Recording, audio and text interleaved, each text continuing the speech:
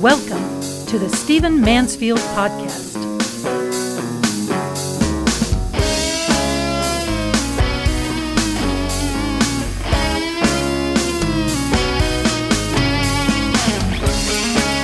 Well, welcome to the Stephen Mansfield Podcast. Hey, of all the topics that I am asked about related to this podcast and the things that I do, the number one question that I get is, how do I read? How do I digest information? How do I get the information that I need? I think a lot of people live in stressed out lives. I think a lot of people would like to read more, both for pleasure and for information. And it's not a skill that's been emphasized. It's not a skill that's been stressed.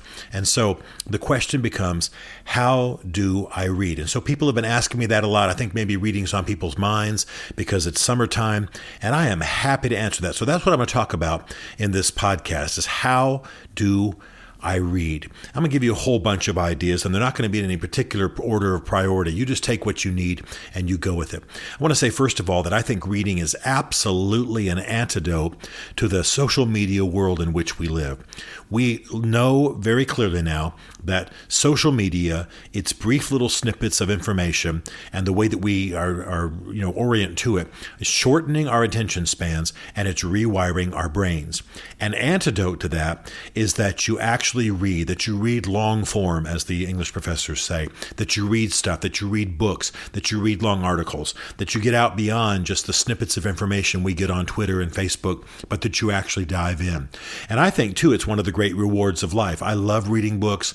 I love investing in an adventure. I love learning somebody's life. I think it's important. So one of the most important things that I want you to know is that we can prove the benefits of reading 1,000 different ways. We can prove it helps provide an antidote to the social media world. We can prove it actually increases your IQ. We can prove it increases your understanding of the world. We can prove that the more people read, the more they can lead, the more they make financially, that wealthy people, that leaders are readers. I mean, there are just so many benefits. And I'm sorry that this is not taught more in the schools like it should be, not to criticize our teachers who do a great job, but I want to urge you to develop a habit of reading. Well, so how do I do it? Well, again, and not in necessarily any given order. Number one, they've proven the benefit, and I certainly practice this, of keeping lists of things I want to read. The benefit of writing something down, the benefit of having almost a to-do list of reading is really, really important.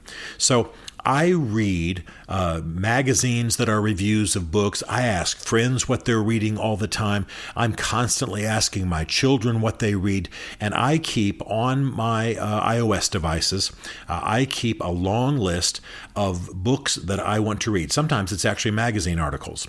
And, Mark Twain said that if he never needed to know anything, his friends would tell him. He was talking about the news. But I find the same thing to be true when it comes to books.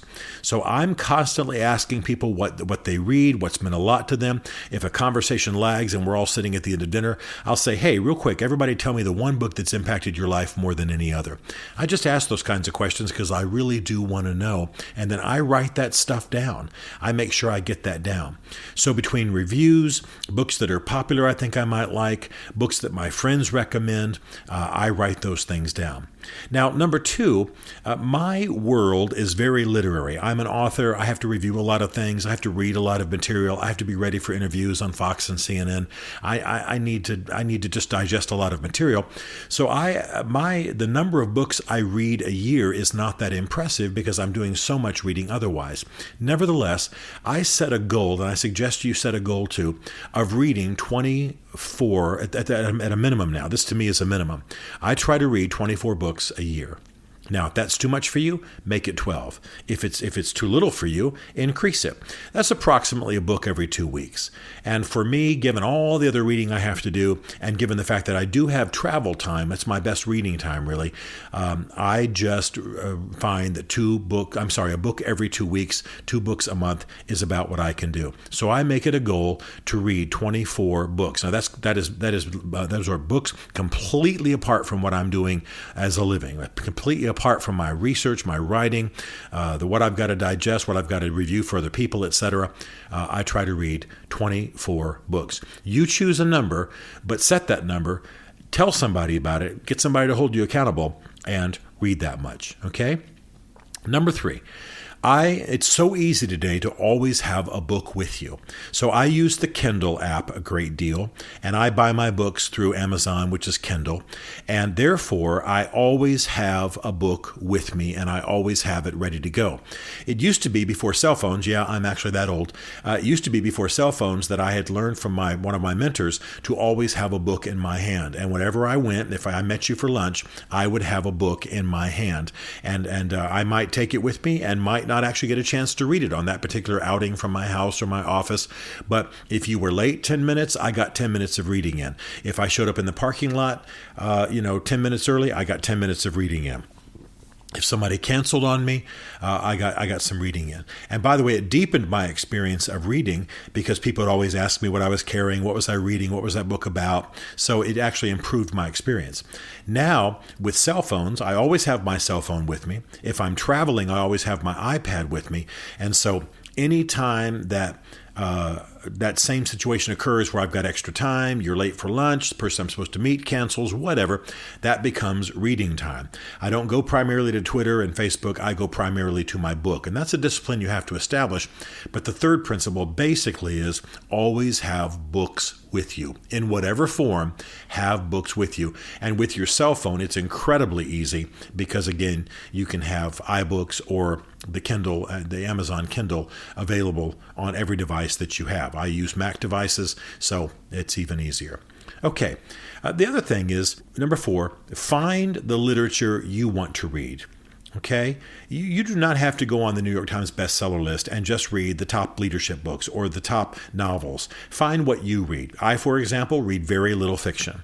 There's only one author I've ever read everything that they read, and it happened to be a fiction writer named Pat Conroy. I've read everything Pat Conroy ever read, and now I'm even reading books about him since he passed away. But other than him, I don't read much fiction. I'll read the occasional trenchant novel. I do read all of Brad Thor, but that's because he teaches me so much about technology and modern geopolitics. But for the most part, I don't read much fiction. I don't read much poetry. And I also, by the way, even though I'm a leadership consultant, I don't read many leadership books. I mainly read history. I mainly read biography, contemporary biography and historical biography. But you've got to find what you need to read and what you want to read. The bottom line is, if you don't develop an interest in an area of literature, you just won't read. It's just true. You just won't do it. So find what interests you. Find what fascinates you. And if you have to read other stuff that's less interesting, use the stuff you want to read as a reward for reading the stuff you have to read. That's how it goes. Okay, next principle. It's very, very important that you begin to carve out time for reading. And so look at your life and start figuring out how you can do it. I am absolutely not a morning person. I'm a nighttime person. I do most of my reading at night. I do most of my reading on airplanes. Occasionally, I do a little reading with my wife. I'll tell you about that. But you've got to look at your life and start creating time for reading. For example, my wife and I have a little bit of a humorous thing. She tends to go to bed a little on the early side. I tend to stay up another hour or two. So most of the reading that I do happens in bed at night after my wife is asleep next to me. And then I might read another hour or two. That just works for me. It doesn't for most people. Reading in bed for them is a fast track to falling asleep. But that's not me. Then I also read a great deal when I'm on airplanes. Like I'm sitting here talking to you the summer of 2018. I'm going to be flying to Saudi Arabia. I'm going to be flying to Australia and New Zealand this year. I've got flights all around the country. That right there that I've just mentioned is 50, 60 hours on airplanes.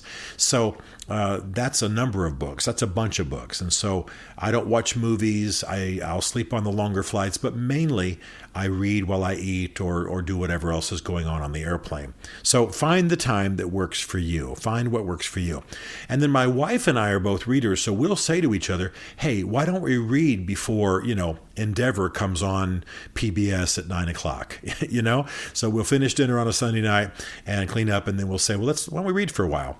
And we'll read for a while while, and before its favorite TV show comes on at 9. I live East Coast most of my time, so one of our favorite TV shows on PBS, Endeavor, comes on at 9 o'clock, and so we'll get an hour and a half reading, and we'll just kind of lay around with our feet in each other's laps, and maybe a glass of wine or a soft drink or something, coffee, and we'll read for an hour and a half. That's how we build it into our lives. Now, we don't have kids at home. We are empty nesters, so I realize that's different from the life a lot of you are living.